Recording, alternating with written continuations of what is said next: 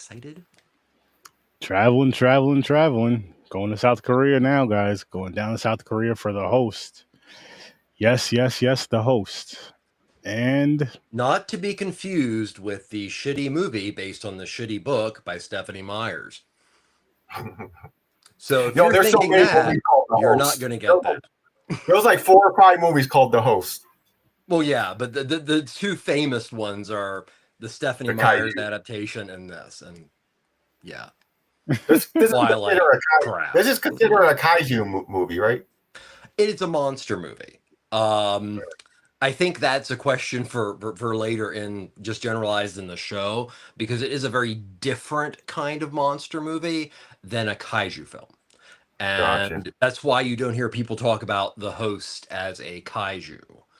So, all but right, he's guys. wrong.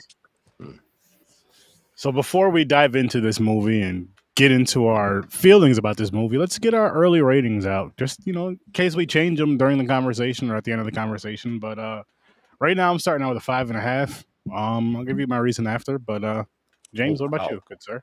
I'm giving it a 7.5. Nice. And Trevor?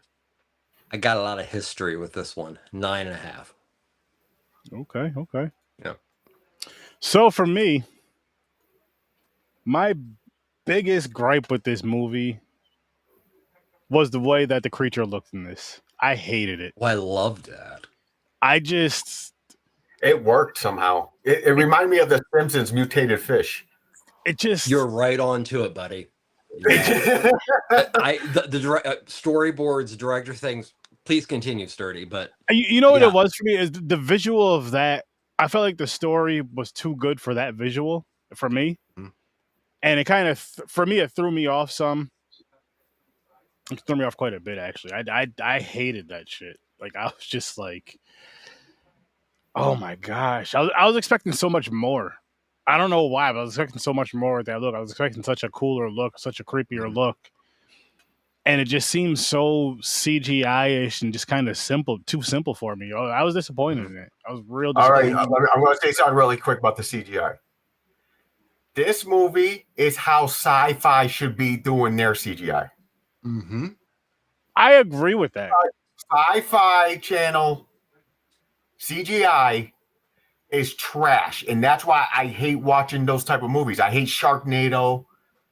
I hate three-headed shark, fucking Megatron, Megadon, whatever the fuck it's called. Megadon, this guy right here. All those sci-fi movies, man, they're just so like, it looked like, oh my god. Well, I don't even consider them sci-fi movies. I consider them like to-be fodder. Yeah, at this point. I don't know where to get sci-fi. Trust me, the two films that I know that exist that are horror movies about Popeye, I really doubt they're going to enrich me as a person watching them, but they're going to make crazy money. See that? See now, you saying that, Trevor, makes me want to do all of us a Tubi wheel. It makes me want to do a Tubi wheel. Or Tubi's got a lot of great stuff, but also it's it's kind of the dumping ground of distributors like Gravitas and stuff like that. So, yeah. So movies, sometimes you get lucky, they're great, but most of the time it's 3 people with an iPhone and a hope to make a rom-com with a shark in it. Sure. You get something like that. You do get something like that. But no, I really enjoyed this though, man.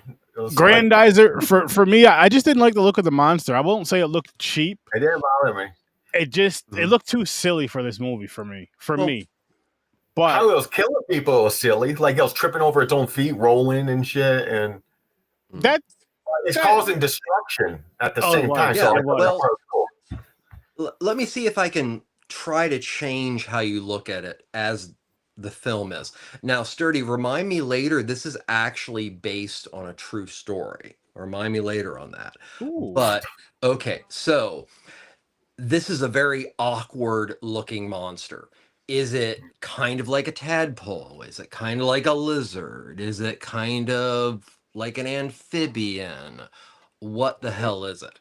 Well, when Bong did storyboarding, his research was on some of the mutations that had happened in the Han River, but also he studied mutations based on like fish and reptiles and aquatic creatures that had been seen around the world, usually in areas where there was radiation or some kind of toxic waste.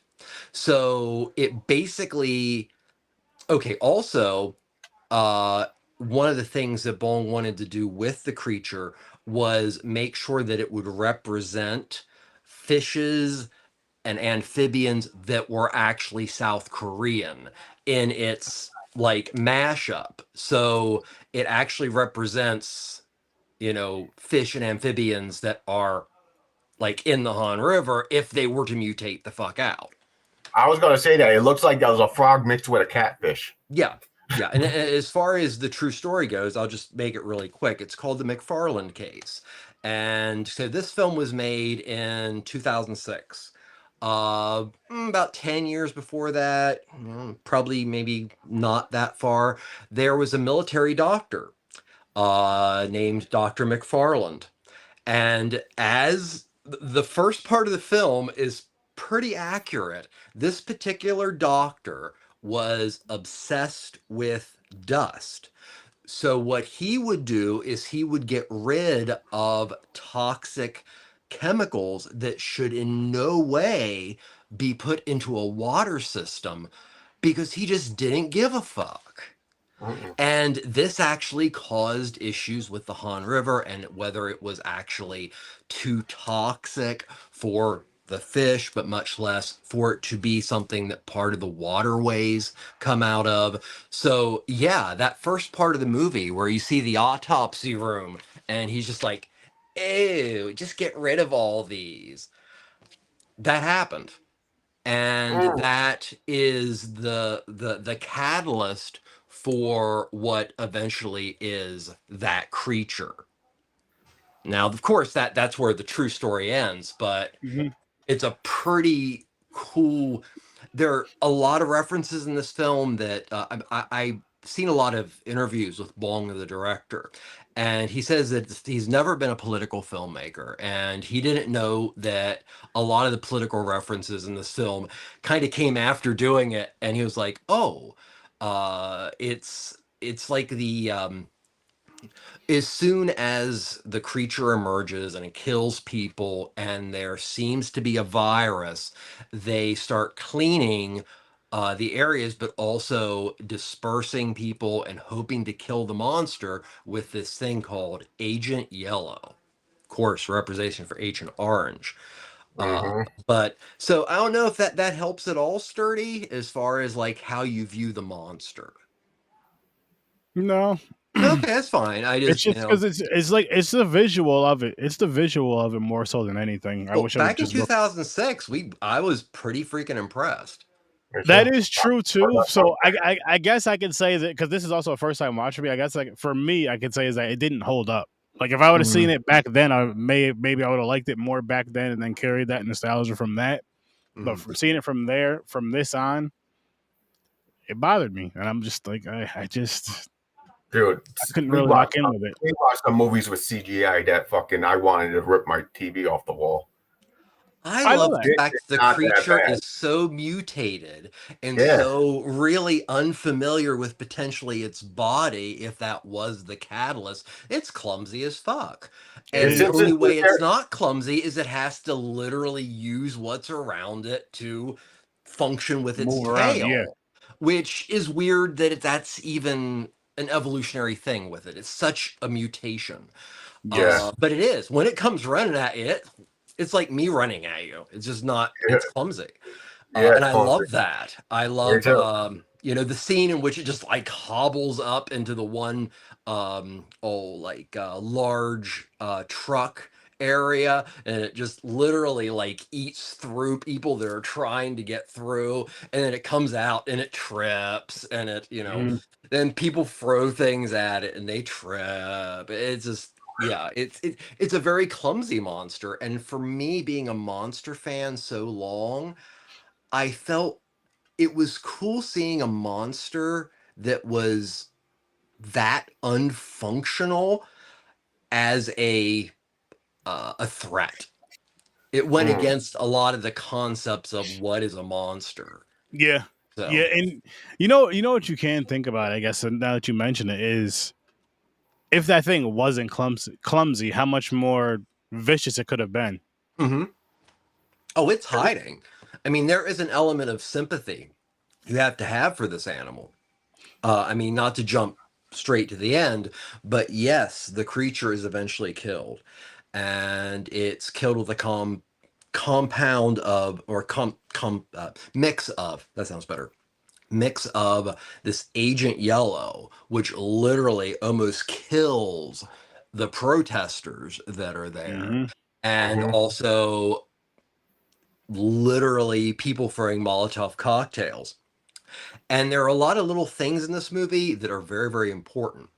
So the guy that the brother talks to gives him the money. It's like, I want your bottles. And the guy whacks him. And then the next thing you know, he's like doing it. He's just like, I'm along for the ride, whatever, you know. And then this completely useless homeless guy is the one who actually kills the monster. Because Mm-hmm. if he didn't just decide he was going to one up and just go with gasoline, it wouldn't have died that quickly, or wouldn't have Mm-hmm. been possible for them to impale the animal. Mm-hmm. But you do it. There is an element at the end that it's not a clean kill on that animal, and Mm-hmm. also the fact that it is a smaller monster and everything. You feel so much for the family, but in the background, you have a creature that's literally suffering, wanting to die. So, you know, this is a film that is much more about feelings and about family and about those things versus a monster. I know one thing that I kept coming upon in interviews and things like that was it's not it's not a common thing to be introduced to your monster literally 7 minutes into the film. But by doing so, you've demysticized everything that you can now focus on the actual Mm. plot and characters. And that's another thing I like about this movie. But yeah, I will agree with you, Sturdy. It is not an attractive or alluring a design, but I think it is functional within this film. So, Let me get back to this one. Let me get to this question, then I'll go back to the other one. I think just silly for this type of movie, Grandize. I feel like if it was more of a horror comedy, that creature would fit better for me. This is for me dark alone, comedy. my own opinion. But this had more of a serious tone to it. There was some funny parts in it. Don't get me wrong. There were some parts that I just found funny, I should say. But this wasn't a horror comedy. But I just felt like with the tone of this film, the creature could have looked better. That's all. And I bumped it up to. I'm bumping it up to a 6 because it was a good, like it was a good movie overall. I had a good time with the movie overall. But that visual bothered me a lot. That of that creature. And then here's a good question. Nope, sorry, not that. This one right here. You may be able to answer this one, Trevor. Okay. Didn't this movie have a sort of 1970s monster movie type of influence, or Oh, early well, 50s or 60s? if you want to make a direct influence, 20 million years to Earth by Ray Harryhausen. I mean, I don't know if you can see this close up, but if you haven't seen this film, the monster is very similar. It is it's biped and everything, but as far as the look, I would say that the special effects team and the director Bong definitely had seen the work of Harryhausen, and that definitely influenced him. Now, with that, I want to make sure everybody understands that this film was directed by oh Bong Joon-ho. And it's a very important name because he directed the first Korean film to ever get the Academy Award for Best Picture, Parasite, and Oh, recently released, I think it's Mickey 15 or Mickey 14. Mickey Uh, 17 or something like Mickey 17, also director of Snowpiercer, and so many amazing films, and worked hand in hand to an extent as far as parallel with Park Chan-wook, who of course did Old Boy and the Vengeance trilogy and Thirst, which the actor who plays like the main loser son, his name is Song Kang-ho. And he, if you notice him, the guy with the black and blondish hair that's like a narcoleptic and everything, is the total anti-hero. He should, if you've watched a fair amount of Korean cinema, look super familiar. And this was one of the I've seen him ones before. that like pushed him to stardom, but also he was in I think every part of the Vengeance trilogy except for Old Boy. So he's a phenomenal actor. And without his amazing acting and just in general, I think this film would be very lacking. But I know that Bong, much like Martin Scorsese, he has a group. There's a group of people that he tends to hire. I loved the music in this film. It was almost like, if the composers of the original Godzilla films decide to make it a little bit more upbeat and carnival-esque. And that gentleman, Bong Woo Lee, works almost exclusively with this director. So it's a tight knit family of filmmaking, and I remember bringing this film to Carlisle, Pennsylvania, and the university sponsored it here in Shippensburg, and we brought it in based on a morning show I was producing, and it was a huge gateway for me to learn about Korean cinema. So I can see where, like, Sturdy, there are things that just don't seem great, don't seem whatever. But Yeah. for me, this was a gateway to I Saw the Devil, Oh, Spider Forest, the that Vengeance trilogy, can we which hang is, on? yeah. I saw the devil. What's good, Mick? Scene Snobs, how's it going? Hey, Chad, how's it going? How's it going? But I saw the devil. Oh my god, that is my favorite revenge movie of all time. speaking of revenge films, so have you seen Sympathy for Mr. Vengeance, Old Boy, No. and Sympathy for Mrs. Vengeance? Ain't So Old that's old boy. the boy. director, that's Chark Pan-wook. But those three films it's like the greatest revenge trilogy ever. Mm. I didn't see the Highly other two. recommend it. And I say that because we're talking about Korean horror. So yeah. Ooh. Are those two horror movies, or are they Well, non-horror, more of like a it depends thriller? how you define horror. Like Korean films that tend to be more like extreme drama or thrillers, like I Saw the Devil, is that a horror movie or a serial killer movie? Or is it both at the same time? And are they really that different? No, I Saw Mm. the Devil is one of the most effective horror films I think made in the past 25 years. Mm-hmm. But it's still a crime drama. And you're more likely to have that in South Korean films. And definitely there's more, I hate to use just the term drama, but there's much more feeling. There's a lot of stuff that South Korea is dealing with based on North Korea, but also the treatment by Japan.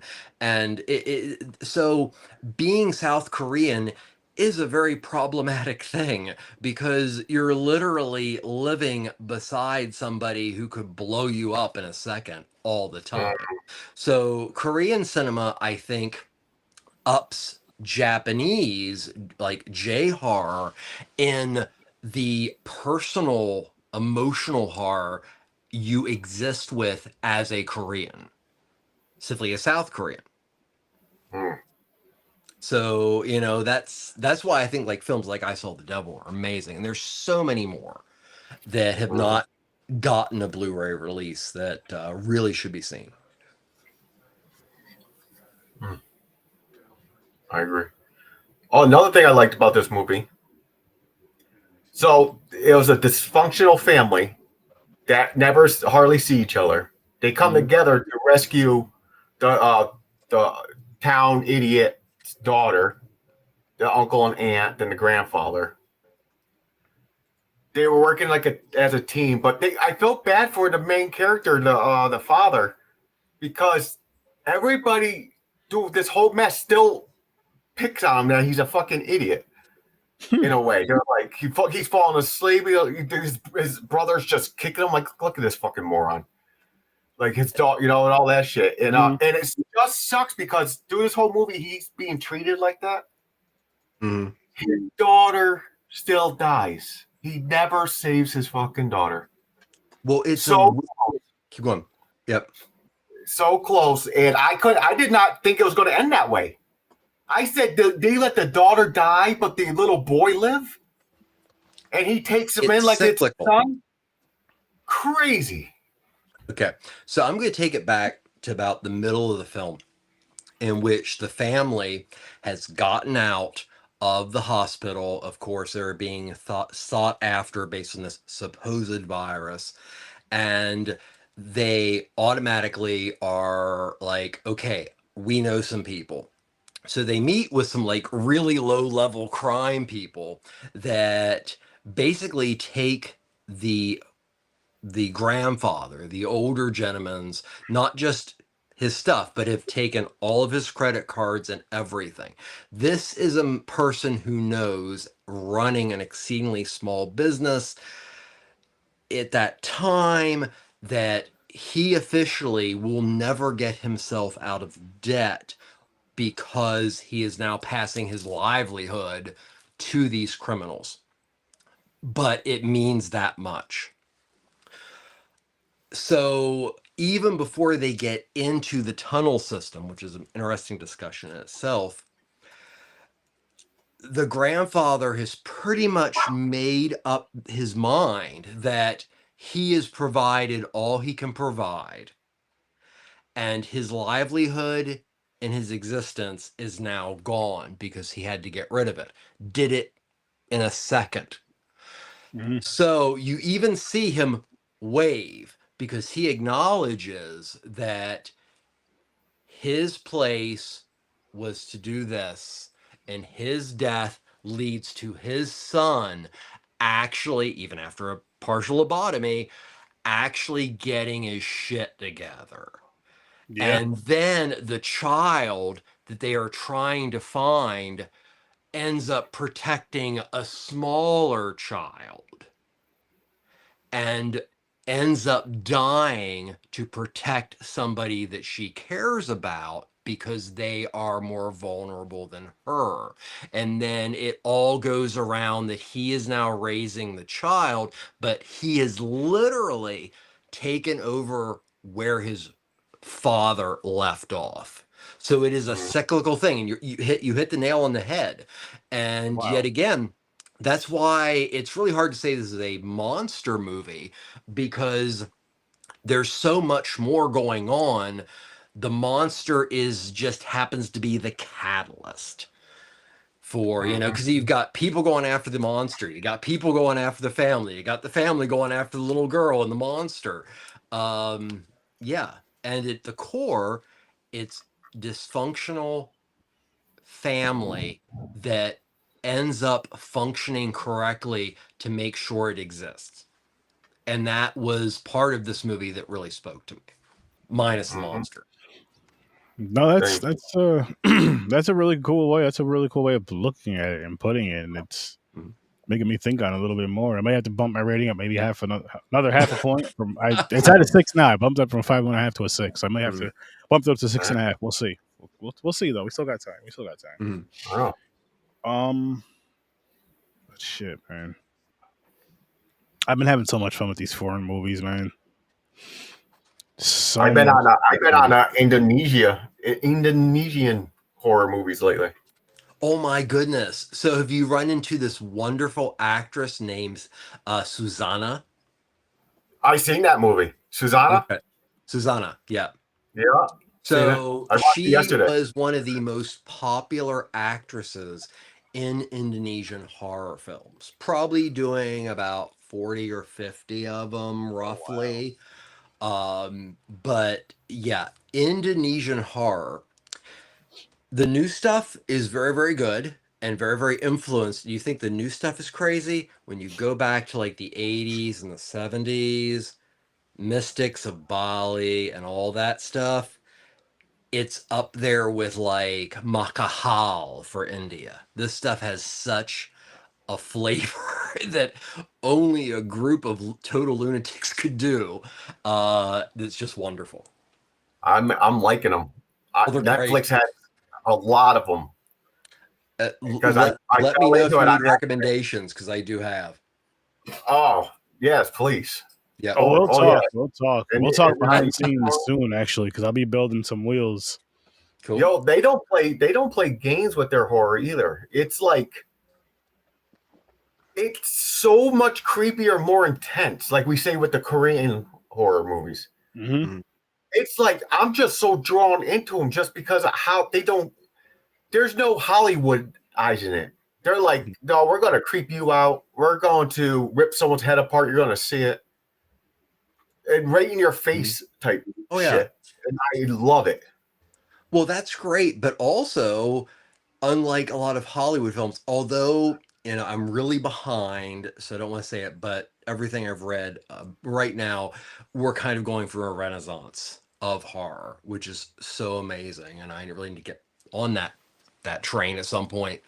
But this is it's there's something about horror is great, but horror within a great script, an awesome narrative, and a horror film that doesn't literally just hang on to the fact that it's horror, that leads to a really good horror film.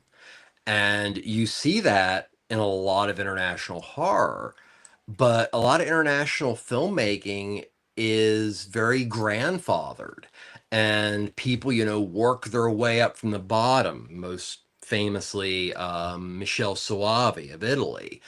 So you have genre filmmakers that make really tight, awesome movies because they know what the real importance is, and that's a gripping story.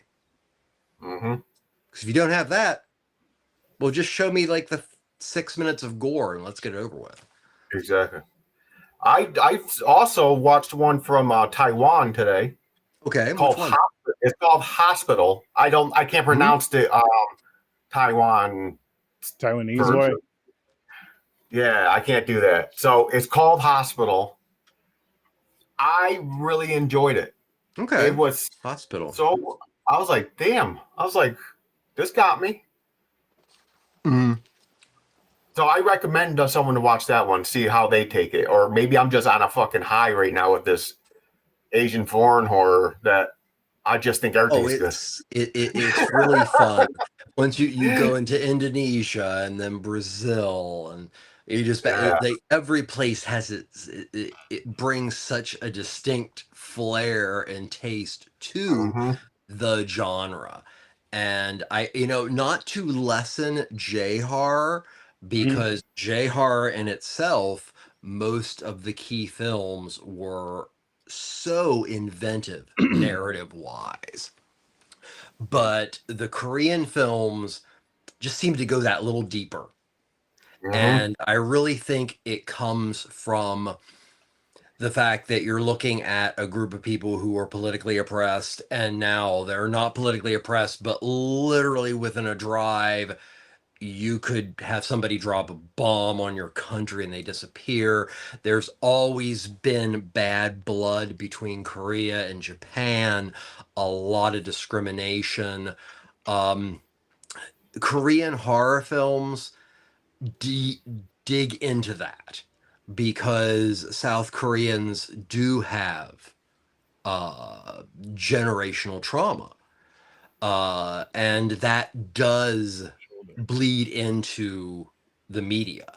And in my opinion, and what kind of sold me on horror is kind of like what sold me on, Delta Blues, is one of the purest ways to present political discourse or fear or an interpretation of what is actually going on in your country that will not be suppressed is through the metaphor of horror. Mm. Just wanted to announce this really quick. So Tuesday, September 2nd, Tuesdays will be back Awesome. for Sturtoween. So we'll be doing Tuesdays and Thursdays at 8 o'clock Eastern Time. We'll be back to 2 movies a week for September and October. And then we'll be back to a regular schedule, kicking back off in November. But I'm excited for it. Like when we started doing this, the lives and all that stuff, we did start with Tuesdays and Thursdays for quite a few years. And then we're just like, you know what? Let's just do Thursdays because I was also doing Fridays at the time. Halloween is as close as it is. I know. Can't wait. That's good and bad. Agreed. Agreed. And Granddad's had a question for us. Mm-hmm. This is for all three of us. Do you feel you are either on the top of the horror movie releases, foreign and domestic, or do you feel like you have catching up to do? For me, 1,000%, I have catching up to. I have a lot of catching up to do, but I'm never like in a. I don't rush to movies anymore. You know what I mean? Like I don't rush to the theater. If I feel like going, I go. If not, I don't. If I get to them, I get to them. I'm at the point where like if I get to them, I get to them. I eventually do get to the ones that I really want to see anyway. But yeah, the newer ones that come out are like the back burner. Like I've been just watch free and streaming and shit. I grab those. And honestly, like when we spoil like every movie we talk about for the most part, so I like to be able to have those conversations and spoil them. So I don't even when I do see the newer films, I don't really necessarily like to touch on them too much because I like to just really talk about movies and break them down and spoil them, especially if we really enjoyed it and all that good stuff. And I don't want to do that for people that didn't get to see the movie yet. Now, if it's a movie that's, I'll say a year old plus, that's a whole nother story. Mm-hmm. At least here on Horror Surf 30. But you had a year to watch that. It's your fault. Yeah, because and also, I mean, you could say the same thing for me because there's plenty of movies that I haven't seen that have been out for fucking 30, 40, 50, 60 years that you see us reviewing on this show. Like Tire. I finally got you to watch Tire. Rubber. Oh, the Rubber. That's a freaking awesome film. It's so fun. It was crazy.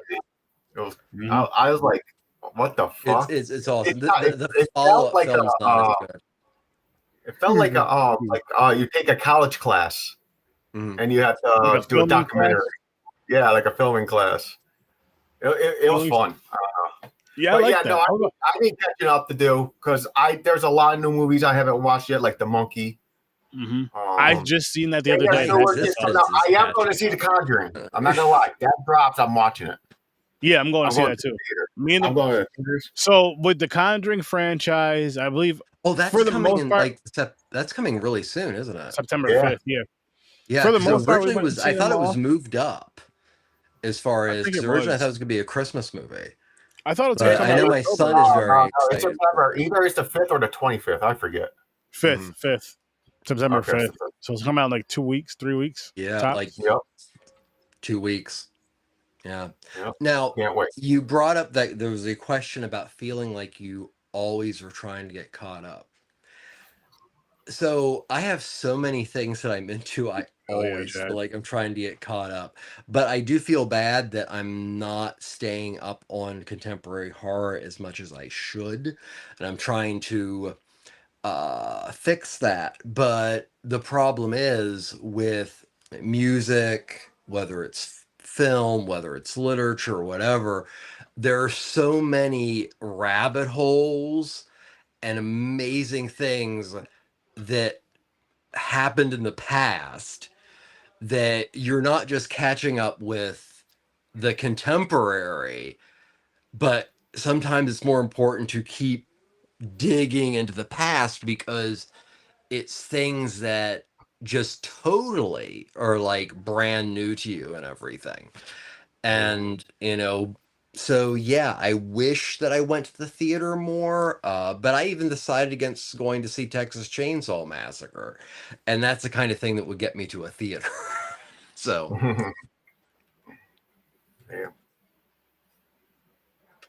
hell yeah, Chad. Same here, man. Same here. I can't freaking wait. Because I know you guys will be back on Tuesdays with us, which is gonna be 2 months of you guys on there is gonna be amazing, man. It's gonna be amazing. That's awesome. I miss you guys. Oh, Aaron, Granddaddy had another comment I don't think we picked on yet.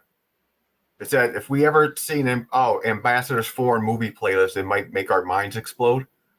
You see that one? Foreign movie. No, he's saying he's talking about Trevor. He's saying that if we seen his foreign But the thing movie is, we playlist. had a lot of movies suggested by him, and they do blow your mind does want to blow apart. Yeah, I know. So I'm putting this out there in the airways now. I'm gonna challenge Trevor, which is gonna be easy for him. Mm-hmm. Okay. Trying to think of how many movies.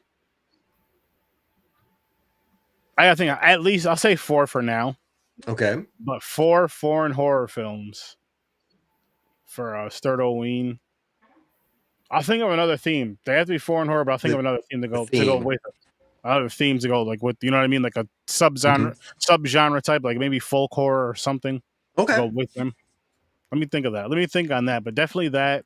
Yeah, definitely. Then, just let me know, and I know what I want. I know what I want. Things that 1,000%. I haven't seen yet. I know I already want. I don't care what type of subgenre you pick.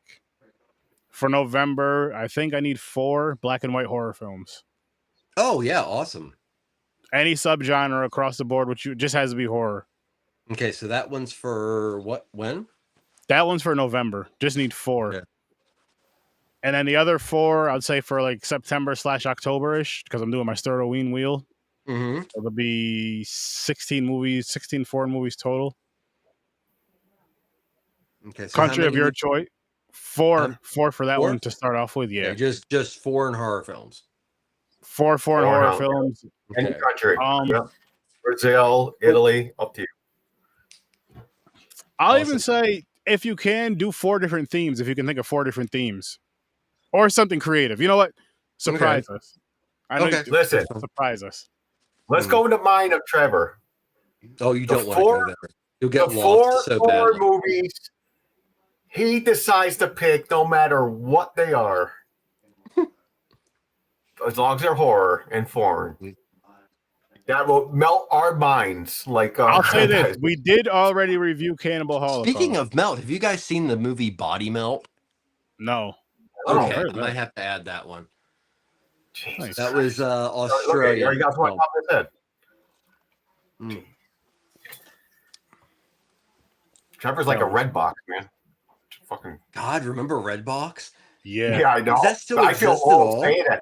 Yo, dude, they got outside of gas stations now Amazon pickup machines.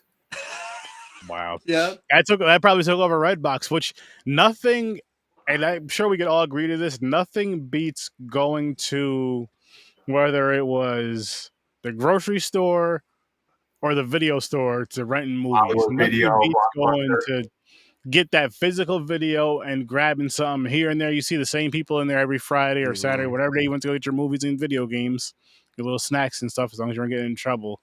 Like, for some people, it's your first big boy thing that you ever did, and you have the guy that you rent it until you return it because you did not want to be late to get the fees, and you had to make sure you had to rewind those fucking things. Yep, you got to rewind them.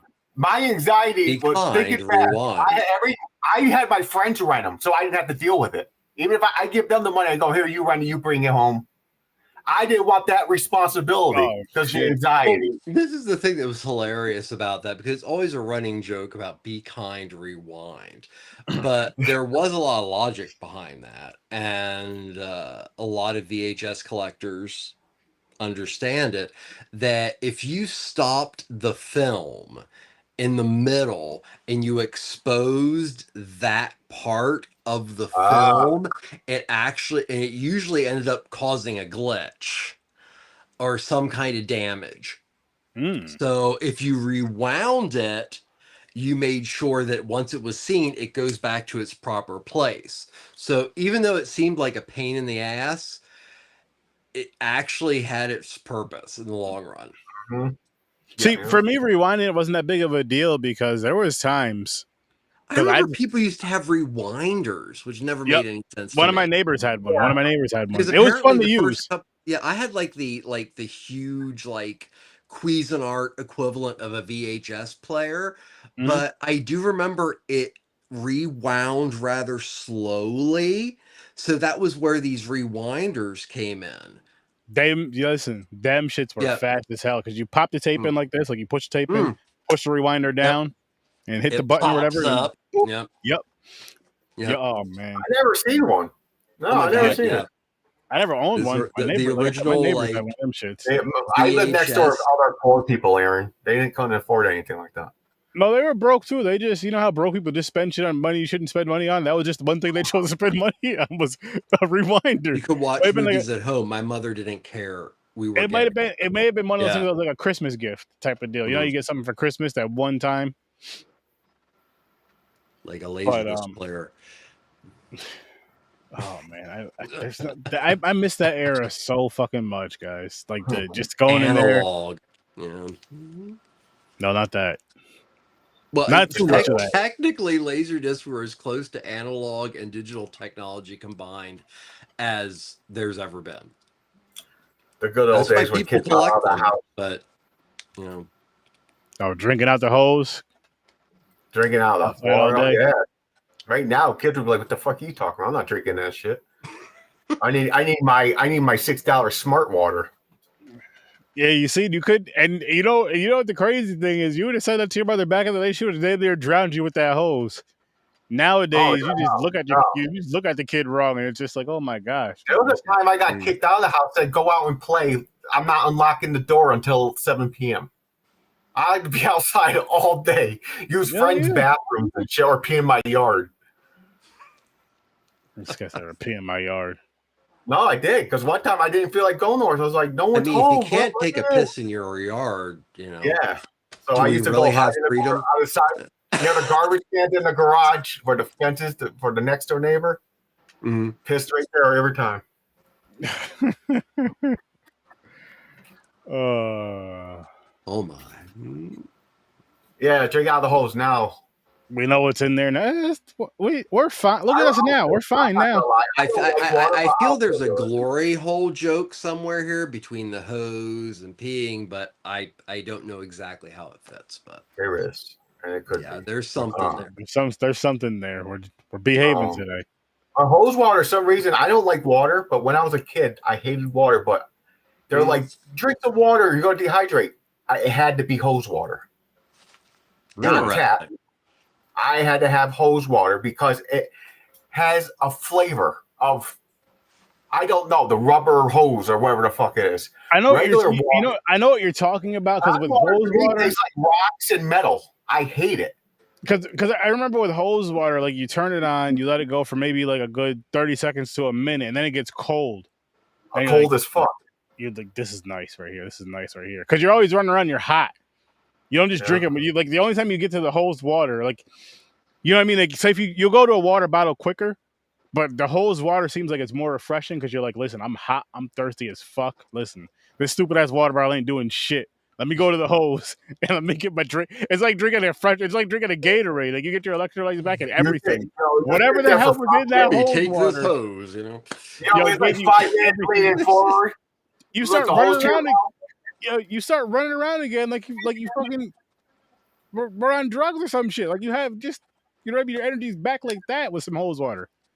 There you go, Grandizer. But honestly, what water system were you dealing with?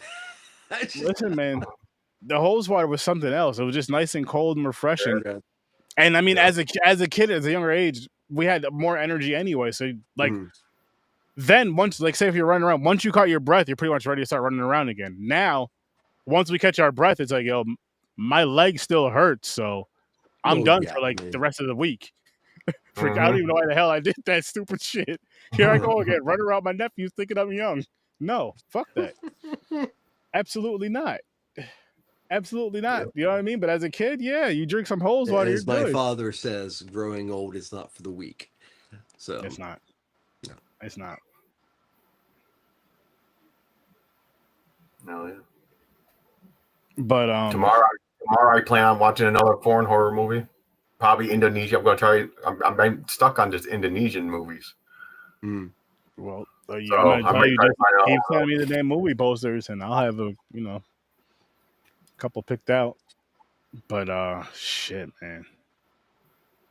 Shit. I guess I'll spin the wheel. I almost forgot all about Yeah, that. do it.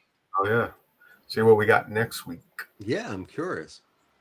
Got 3 Well, movies on there Andre- right now, but we'll be switching some things around. 'Cause I think there's 2 Well, weeks left Andre of was backpacking.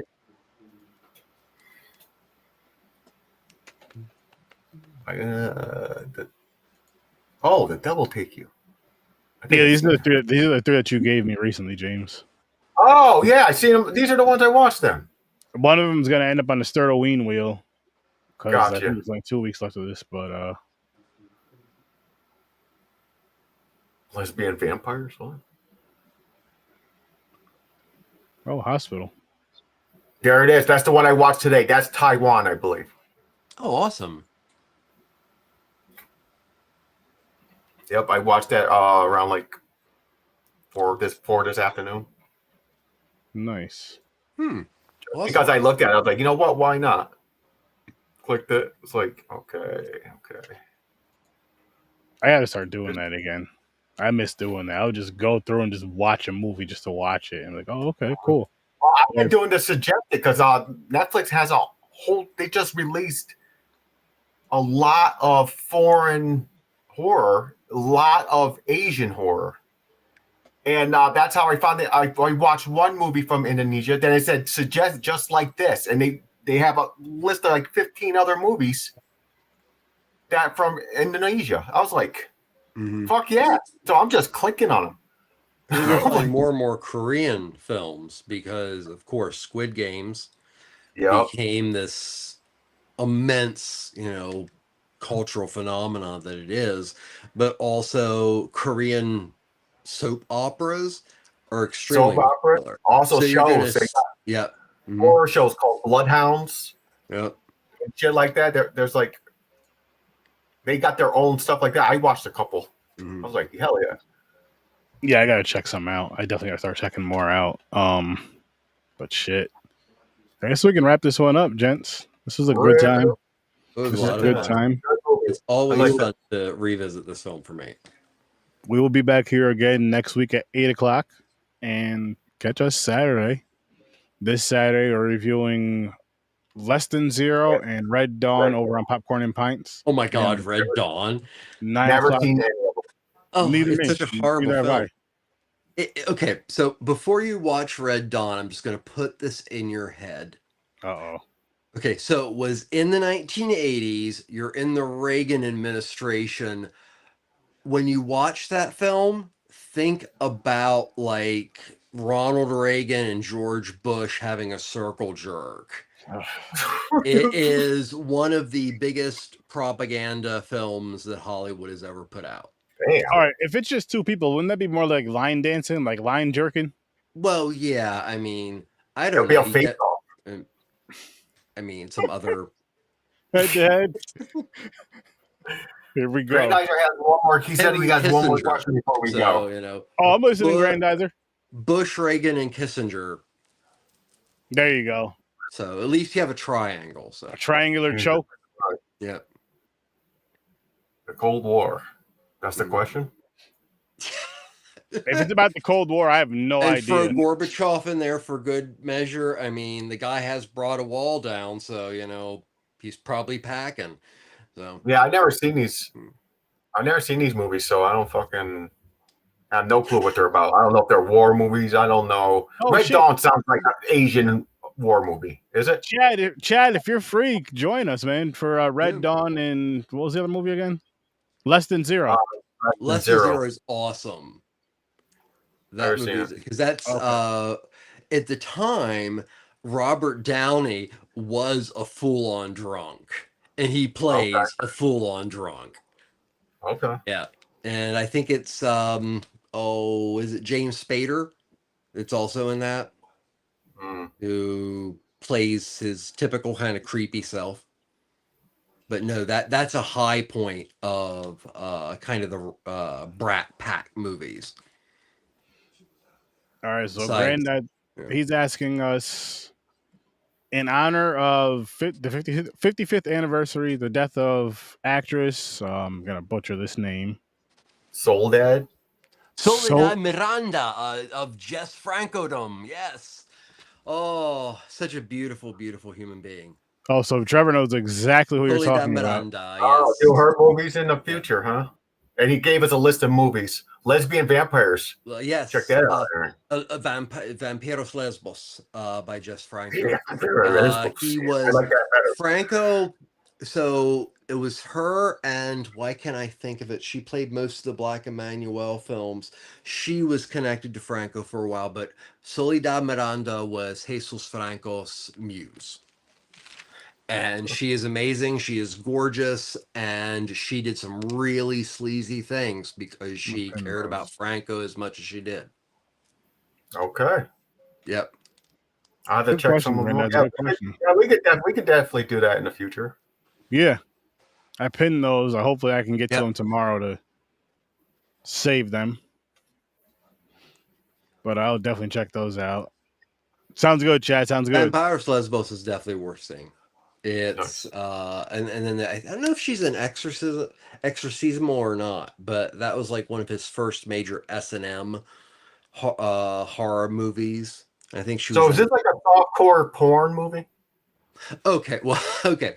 So when you talk about Jesus Franco, you have to understand that Jesus Franco did some extremely good films, arty films, but also veered occasionally into hardcore pornography.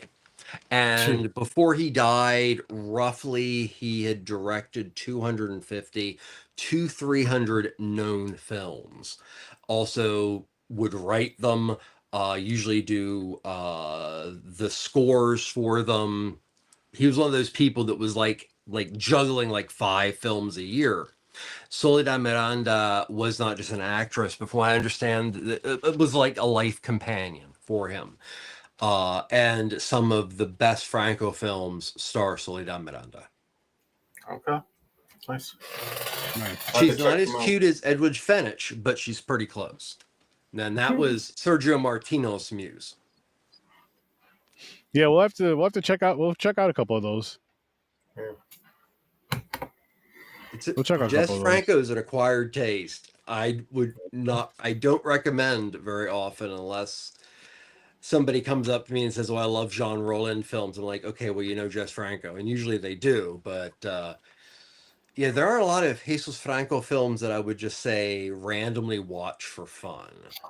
Okay.